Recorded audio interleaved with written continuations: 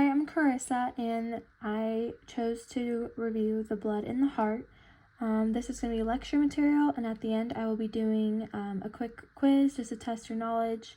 You'll get the answers right away, just given a few seconds to answer, so that'll be at the end of this video. So let's get started. So some key functions of the blood. This is really good to pay attention to.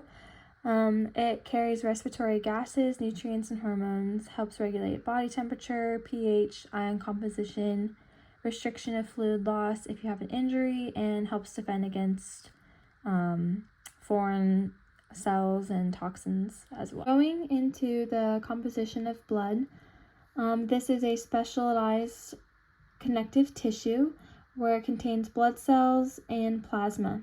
So hemocritic is the measurement of percent of the red blood cells. And we have the red blood cells, which are called the erythrocytes. These are oxygen transporting cells. They have no organelles or nucleus, and this is not a true cell. So they are packed with oxygen carrying hemoglobin. The oxidation of iron atoms from these molecules give its red color. So they pick up and release O2 across the capillaries, but they do not consume it. Next, we have leukocytes, which are our white blood cells. There are two types of leukocytes. There's granulocytes and agranulocytes. A good saying that the professor had was never let monkeys eat bananas. So this contains the neutrophils, lymphocytes, monocytes, eosinophils, and basophils. And just some key things to remember about them. These are true cells. They protect your body from infectious like microorganisms and diseases, and they originate in your bone marrow. So going deeper, granulocytes. So these are our neutrophils pictured here on the right. This is really good to also see just in case in lab if we are being quizzed on the different types of cells. Good refresher. This nucleus has 2 to 6 lobes, and their main function is phagocytes and destroys bacteria. Another one is the eosinophils. So these are important because they play a role of ending allergic reactions and parasitic infections, and this is what this one looks like off to the right as well. Has some granules in it too. Then we have basophils, which are the rarest white blood cell, and their function is in inflammation mediation. This is what they look like to the right, so you can really tell that this is a basophil just for how many dark granules it has, and basically takes over like the whole cell. Then we have lymphocytes, which are composed of about like the most white blood cells. They are the most important in the immune system, and their nucleus is stained dark purple. They act against a specific foreign molecule, and this is what they look like to the right, so a really good reminder for when we go over it in lab. So the two main classifications of the lymphocytes are T cells and B cells. T cells attack foreign cells directly, while B cells secrete antibodies. So seen here, this is one of the agranulocytes. It's so hard to say that for me. This is a monocyte, so it is the largest of the leukocytes, and its nucleus is kidney-shaped, pictured to the right. And its function is to transform macrophages into connective tissue called phagocytic cells. Now diving into the heart portion of this, we have many different circuits and many different chambers. So the heart is a double pump muscle that has 2 different circuits. So the pulmonary circuit takes blood to and from the lungs, and the systemic circuit are vessels transporting blood to and from the other body tissues. So we have 2 different types of chambers. So we have the atria that receives blood from the pulmonary and systemic circuits, and then we have the ventricles, or the actual pumping parts of the heart. So here's a picture kind of just like ours, a review. So the pulmonary circuit up here is at the lungs, and then towards the bottom going to the rest of the body through your capillary beds is the systemic circuit. The red is oxygen rich, the blue is oxygen poor. Different things to see. We also have this lovely chart here as a good reminder. From like the right and left side. Left side is oxygenated blood, the right side is deoxygenated blood, and what receives blood and what sends blood away. So we have many coverings of the heart just because it is a very vital organ. So we have the pericardium, which has two layers, the fibrosis pericardium and the cirrhosis pericardium. So the first one, the fibrosis, is a strong layer of dense connective tissue. It holds the heart in place from keeping it from overfilling with blood. The cirrhosis pericardium is also formed by two layers, so deeper into that. The parietal layer, which adheres to the inner surface of the fibrosis pericardium, and then the visceral layer, which is technically the epicardium. So here is a picture of all this, just kind of get like a visualization on it. We'll talk more about these ones here in a second, but this was all like the layers here. This is a great review just in case like in lab as well, if we get asked questions like what layer is this, what layer is that, just knowing it from top to bottom and bottom to top. So the structure of the heart. So these are more in-depth layers that we all kind of know. The epicardium is the visceral layer, as talked about before, and is the outermost covering. The myocardium is where like the cardiac muscle is, and it forms the bulk of the heart. And then the endocardium lines the inner walls of the heart and makes up the heart valves. Heart chambers. So I talked before about how we have 4 different chambers. We also have internal divisions and external markings to help us identify them. So now going more in depth with the heart chambers, we have our right and left atria, and those are our receiving chambers. Then we have our right and left ventricles, and those are our pumping chambers. Then we have the internal divisions, the interventricular septum that separates the ventricles longitudinally, then the interatrial septum that separates the atria longitudinally. So that's just like some helpful tip that I think about is in the name it says the ventricular and then also the interatrial. So just kind of like the location wise, that helps me out. Then we have our coronary sulcus, and that is between the atria and the ventricles. Then we have anterior and posterior interventricular sulcus as well, and that's just like the marking on the front and back side of the ventricles. Our right atrium, this forms the border of the heart, and this receives blood from the systemic circuit. Some key things that are in here are the right auricle, pectinate muscles, the crista terminalis, and fossa ovalis. Then the right ventricle, this receives blood from the right atrium through the tricuspid valve, and then this pumps blood into the pulmonary circuit through the pulmonary trunk. The internal walls consist of the trabeculae carinae, papillary muscles, coronae tendidae. And then the pulmonary semilunar valve is located at the opening of the right ventricle and pulmonary trunk, and this just prevents the backflow. Left atrium makes up the heart's posterior surface. It receives oxygen-rich blood from the lungs through the pulmonary veins, opens into the left ventricle through the mitral valve, which is the left atrioventricular valve, the bicuspid one. Then we have the left ventricle. This forms apex of the heart, internal walls. So same thing, the trabecular carinae, papillary muscles, coronae tendidae, and this pumps blood through the systemic circuit through the aortic semilunar valve. So now we're getting into heart valves. So each valve is composed of endocardium, and then we have our atrioventricular valve. So this is between atria and ventricles. So bicuspid has 2 cuffs, and tricuspid has 3, just kind of given in the name. Then we have aortic and pulmonary valves, and those are at the junction of ventricles and some bigger name like arteries, and then both valves have 3 cuffs. Another important thing is our fibrous skeleton, so that surrounds all 4 valves between the atria and ventricles, and it is made up of dense connective tissue. So the functions are that it anchors the valve's cuffs, prevents overdilation in point of insertion for cardiac muscle, and blocks direct spread of electrical impulses between the atria and ventricles.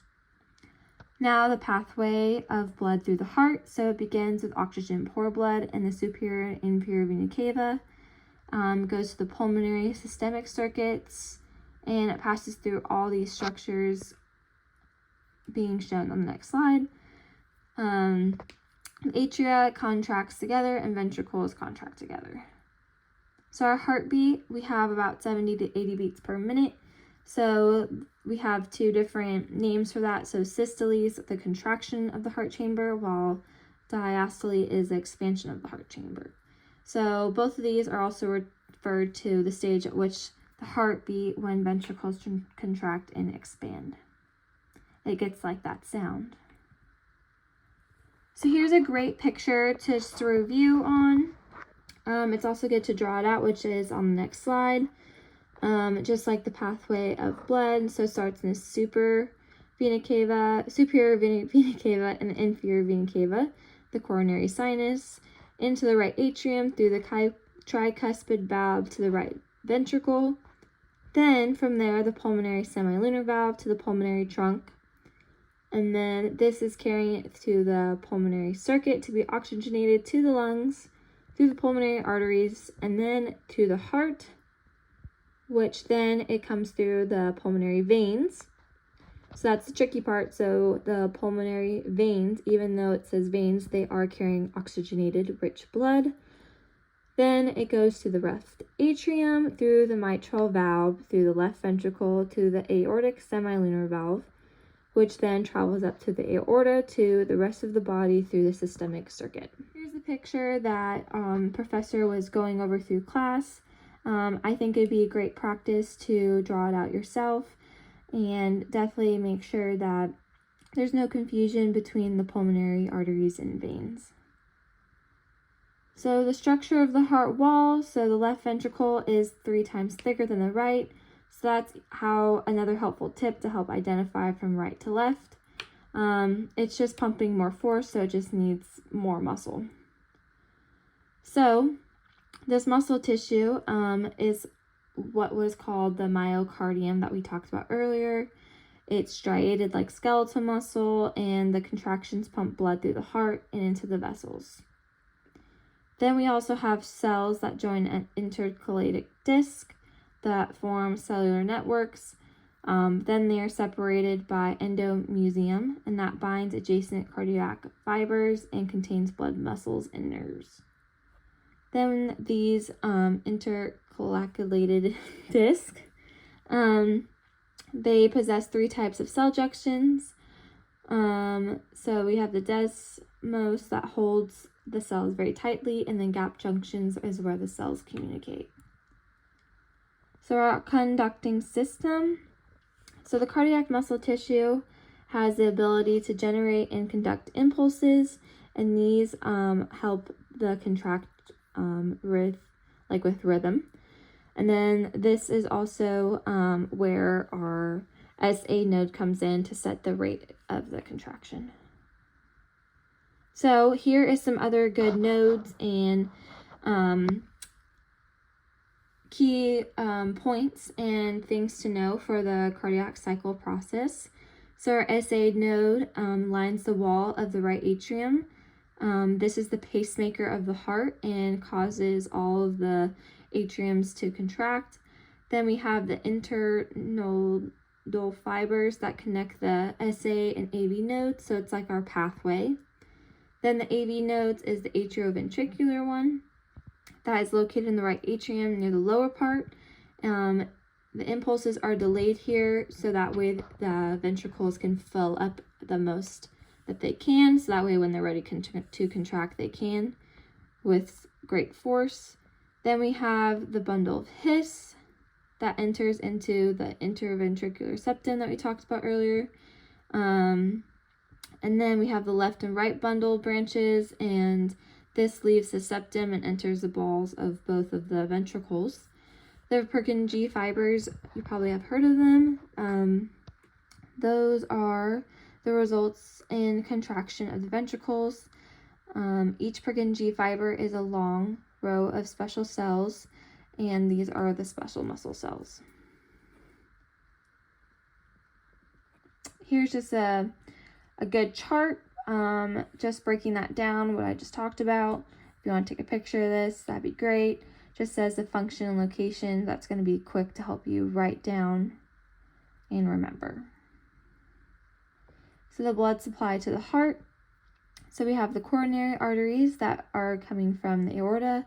They are located in the coronary sulcus, and the main branches are the left and right coronary arteries.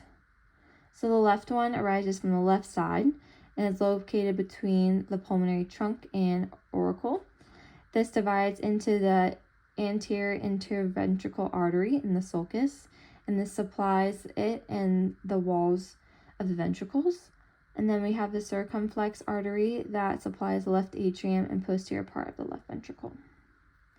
Then we have the right coronary artery, and then this is descending into the coronary sulcus. So it branches marginal anterior artery and then posterior interventricular artery, and then together supplies right atrium, right ventricle, and parts of the left side of the heart. Okay, so this is part 2 of my review video. So now we're just going to go through my PowerPoint. So this is the Heart and Blood review, and it is just a quick little quiz just to test your knowledge. So let's go ahead and start. So some of these were from the quiz that we took on this section, and some I also took from some slides. So this may be a refresher. But yeah, here we go. Number 1, hemocritic is the percentage of blood consisting of erythrocytes. Is this true or false? This is true. The most abundant type of leukocyte is the neutrophil. True or false? This is true. A leukocyte primarily responsible for destroying bacteria. So we have A, a lymphocyte, B, eosinophil, C, monocyte, D, neutrophil, and E, basophil. The answer is D, neutrophil. Number 4, functions of blood. We have A through E. So the first one carries respiratory gases, nutrients, and hormones, helps body regulate temperature, regulation of pH and ion composition, defends against pathogens and toxins, or E, all the above. So the answer is E, all above. Number 5, parent cell that transforms into a macrophage. So we have A through E again, multiple choice. So lymphocyte, eosinophil, monocyte, neutrophil, or basophil. And the answer is C, monocyte. Number 6. Systole is the contraction of a heart chamber. Is this true or false?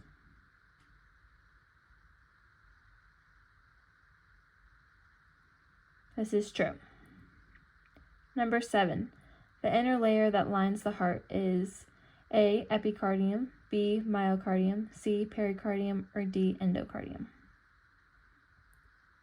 The answer is D, endocardium.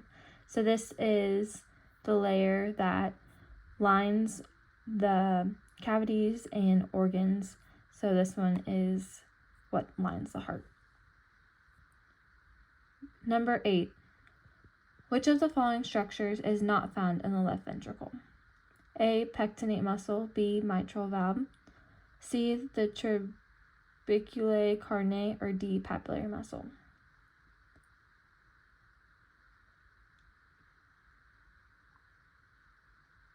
And the answer is A, pectinate muscle. Number 9. Which chamber receives oxygen-rich blood from the lungs through pulmonary veins? A, right atrium, B, right ventricle, C, left atrium, or D, left ventricle? The answer is C, left atrium. Last one, number 10. Which valve does blood travel through from the right ventricle to the pulmonary trunk? So this one is a good question to see if you know the pathway of the blood. So just take a couple seconds to think about it. So we have A, tricuspid valve, B, pulmonary semilunar valve, C, mitral valve, or D, aortic semilunar valve.